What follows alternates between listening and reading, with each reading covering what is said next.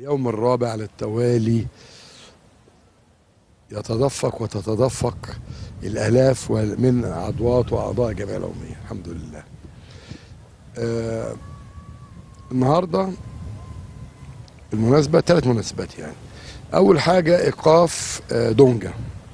أنا ما وصلنيش حاجة، لما يوصلني هرد، ورد هيبقى قاسي.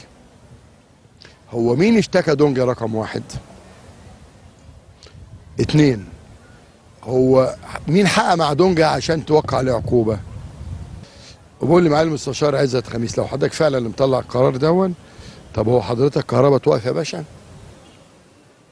احنا ناس مؤدبين ومحترمين، اتوقف ما توقفش. عايزين تبوظوا الدوري؟ سهل جدا، هنشوف القرار، مش هنكمل. هتعمل لي ايه؟ هتاخد اللعيبه غصب عنهم؟ الموضوع زاد عن حده وبقى رخامه بجد، يعني زايد قوي. فانا مش هرد الا ما اشوف ايه الاول، يجي لي ورقه رسميه. بالورقه الرسميه تمام، هو مش عضو في اتحاد الكوره ولا مش عضو؟ كل ده علشان انا اشتكيته لاتحاد الكوره للفيفا علشان المصيبه اللي عملها لما لاعب موقوف 12 ماتش اشترك مباراه السوبر. هو كده الكلام كده، والموضوع بيجرجر. بلاش الزمالك، عشان الزمالك دلوقتي مش ايام لبيب. ده الموضوع الاولاني. الموضوع الثاني بتاع محمد عبد الغني. محمد عبد الغني امتثل للتحقيق وجه النهارده، وبالتحقيق بتاعه هافل كل المواقع والبرامج اللي اتكلمت عنه. موضوع كان بسيط جدا، وهو نفسه قاله في التحقيق معايا اهو. محمد، وادي مدير الشؤون القانونيه، وادي المستشار القانوني اهو، هات يا ابني الكاميرا عليهم، وده المستشار احمد جلال والاخ شريف. محمد، هاتهم بس الاول كده.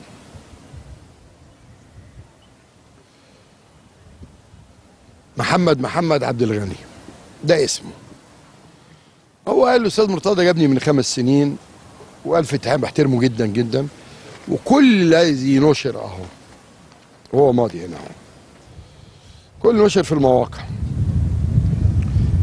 كذب وما حصلش. شبانه مش هسيبك انت وقناتك بقى خلاص، ولا اليوم السابع، ولا ما اعرفش السابع، ولا قرار 24، ولا اي موقع نزل قله الادب دي. الموضوع كان ببساطه شديده. انا عامل جراج للولاد، بعد ما المكان ده كان جراج عامل لهم جراج. جايب 2 سويسه انا اللي بدفع لهم. الاثنين اي لاعب يسيب عربيته هنا في ثانيه السايس يدخلها في الجراج. كل اللعيبه التزمت. محمد عبد الغني راح جاي لا مكاني وما انا بركن تاني امنيا. انا كنت بركن الاول في بره النادي امنيا، لان على قائمه الاغتيالات من قضيه الشيخ علي جمعه. عندي حراسه خاصه من وزاره الداخليه مشكوره بقى لها 8 سنين تقريبا، وبركن جوه النادي لان ممكن يتحط اي حاجه. المكان معروف، او ما تخش على هي العربيه واقفه بصوروها وانتوا خارجين في اقصى الشمال. محمد راح جاي راكن، قفل بوابه الناس اللي بتخش منها، وقفل الاشتراكات اللي بيجيبوا فلوس عشان نصرف على اللعيبه، وفي نفس الوقت قفل بي تي ام دي ولا ما اعرفش ايه بتاع.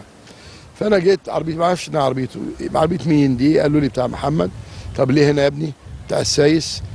فين المفتاح؟ ما تشيلها. قال لي لا، واخد المفتاح معاه. ما خدتوش ليه؟ قال لي ما رضيش. قلت له روح قول له من كده من فضلك، بس هو تافه يعني يا شبان قوي. فجوا له هنا، قال لهم لا مش هدي المفتاح لحد. ابتدوا برضه، قلت لهم رئيس النادي بيقول لك من فضلك هات المفتاح عشان قافل الاشتراكات وقافل الباب. خلاص. فقال لهم انا في التمرين لما اخلص تمرين. فانا جيت، هما كلمتين قدامك 3 ثواني ما اشوفش العربيه. قبل ما اكمل الكلام شيكابالا جالي وزيزو مشكورين والواد عمرو السيسي، قالوا لي العربيه اتشالت يا باشا. خلصت القصه، خلصت. هو قال لي بقى اللي انا حكيته اهو.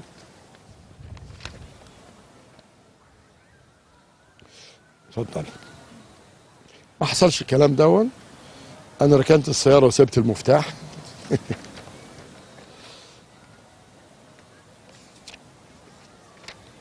معتاد تسيب السياره، لا بركن السياره اماكن مخصصه للسيارات الفريق اول. تمام يا تمام يا دي انت وهاله. ليه انا حققت؟ عشان اقف في المواقع وقنوات، مش عشانه هو، لان انا عارف كل اللعيبه بتحب مرتضى وبتحترمه. الموضوع كان قد كده.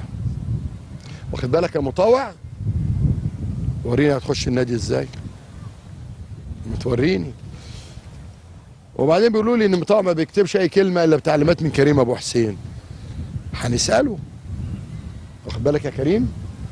هسالك، ما بعديش، انا كنت رئيس نيابه وعندي 2 مستشارين كبار محامين نقضي بقى لهم سنين. المهم في النهايه، بسم الله الرحمن الرحيم، قولك ما تردد بعض المواقع والبرامج، هذا الكلام لم يحدث، عارف تماما، عاري تماما من الصحه، وبكذب كل المواقع والبرامج والفيديوهات لما اطلعت عليه.